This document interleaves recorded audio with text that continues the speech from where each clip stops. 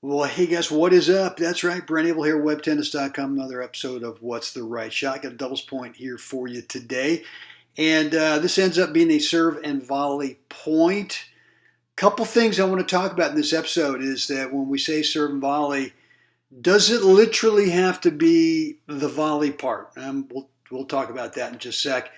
The other thing I've got for you on this, I want to give you a little technique, just a little something there to shove in your noggin about how we can get a little bit more power, a little bit more swing speed so that we get some more power, but we get a higher quality spin.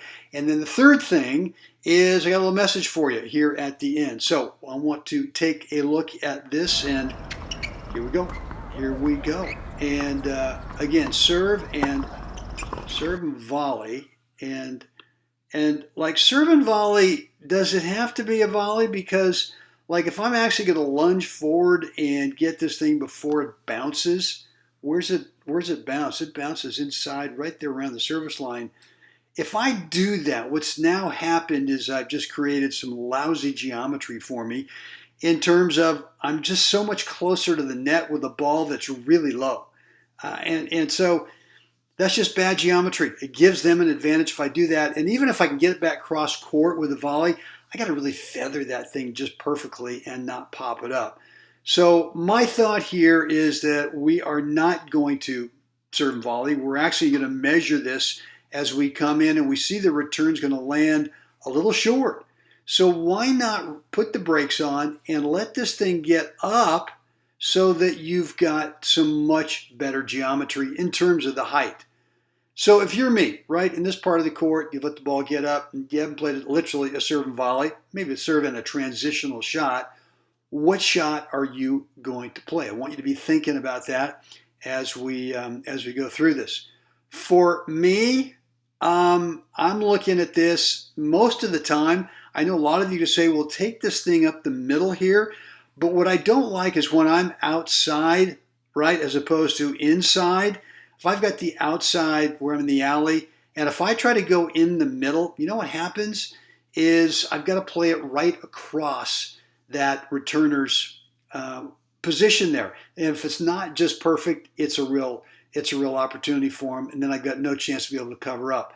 My thought is always, let's see if we can get the ball played back in front of my partner. I want the ball down low in front of my partner, and sometimes maybe a little bit better than what you anticipated. I'm not saying that I didn't not intentionally try to hit the ball here, which, as I recall this point, I did. But at the same point, I'm sort of hedging my bets going, you know what, if it doesn't go in the alley, if it goes back to that net player, it's going to be down at their feet in front of my partner. And I'd like to take our chances on that. So, you know, the one thing we didn't talk about here, which we always do with what's the right shot, well, shot choice we know, but court positioning, I just got a little sloppy there with court positioning in terms of where do I want to move to next? I'm thinking, you know what, let's just shove it over there, put it in the alley. Again, and I can see from the beginning that he's not going to make a play on it. And there you have it. So, look, yeah, blah, blah, blah. I want to talk to you about my serve here for just a second. And something that you got to make sure that you're doing, especially against someone who returns and likes to chip and charge, as George does here, and get in.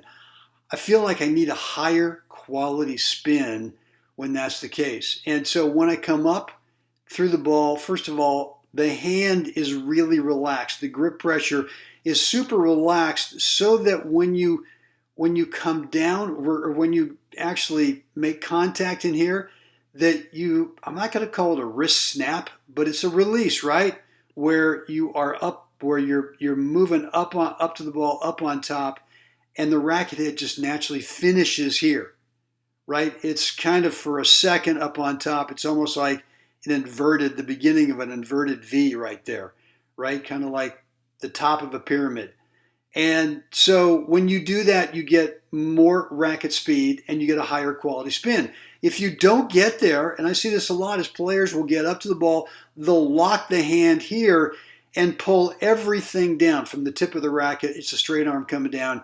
And you can get the ball in the box when you do that, but you don't get the same power and you don't get the same quality spin in terms of the bounce. Like, most guys don't do what George does here, which is really good.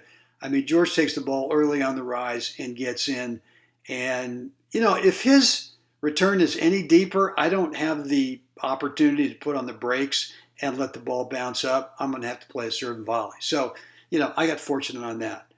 All right, hope that makes sense. Any comments, as always, let me know down below. And then, look, I got a short message for you here, which is, all players miss easy shots, right? And in this one right here, I mean, I think for me, it's a pretty easy shot in terms of I feel like I can just slide it over there all day long. Even if everyone knows it's going, I can get it over there and I can get it down. And worst case, it's down below the top of the net where that returner's got a volley up, and I put the ball there in front of my partner, and now let them do whatever instinctive thing that they want to do there, or from time to time, as we saw in the point, either it's intentional or maybe you get a little bit out in front and actually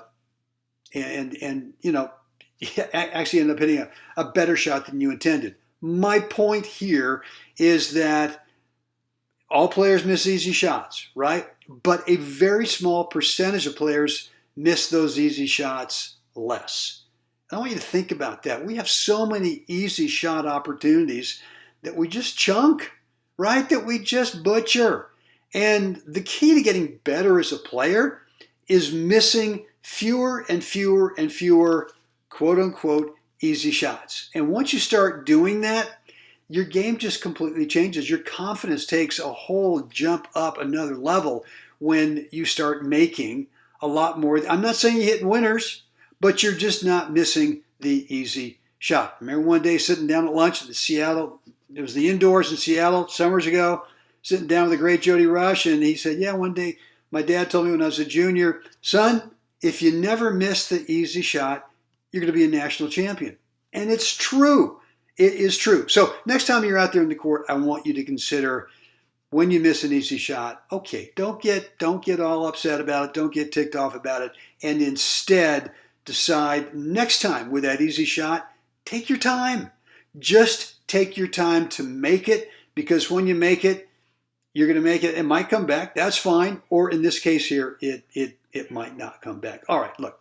All that said, hope this is helpful. Guys, if you haven't picked up my free course on how to handle the between points time in the match, go on over to webtennis.com.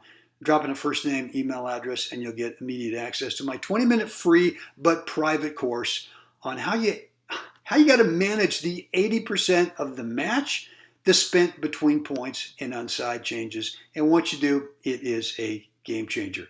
All right, guys, again, looking forward to reading and responding to your comments down below or questions. And as always, it is time. We got to get out there. We got to help someone else have a spectacular day. Gang, see you again next time.